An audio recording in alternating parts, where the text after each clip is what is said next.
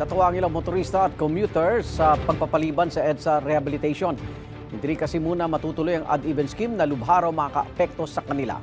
Live mula sa Caloocan City, may unang balita si James Agustin. James.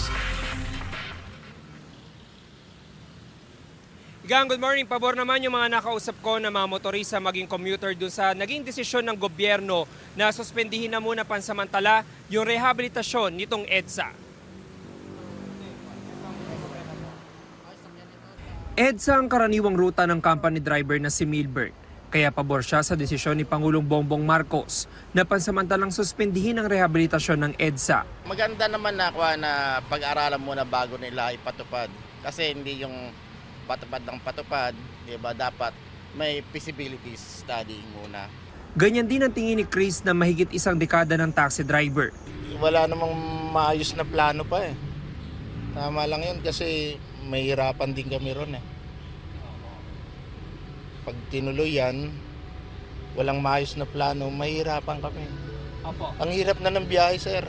Hindi rin muna itutuloy ng MMDA ang pagpapatupad ng odd-even scheme sa EDSA. Bagay na ikinatuwa rin ng mga motorista dahil apektado raw talaga ang kanilang biyahe. 3 araw kaming hindi makakabiyahe.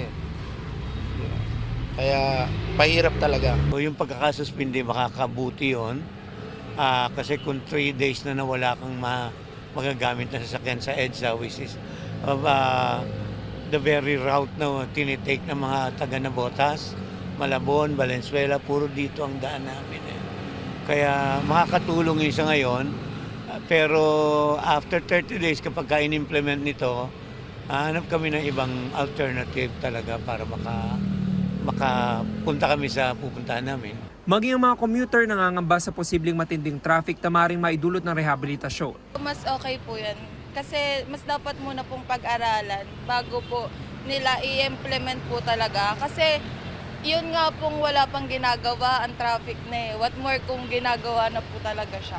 Kung gusto nila ng more time para pag-isipan, sige lang po, okay lang po sa amin. Basta sana, in the end, matuloy pa din.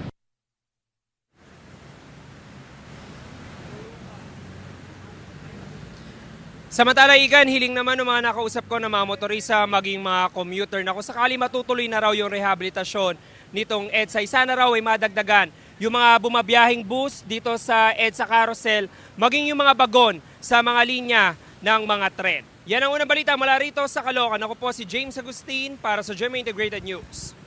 Igan, mauna ka sa mga balita, mag-subscribe na sa GMA Integrated News sa YouTube para sa iba't ibang ulat sa ating bansa.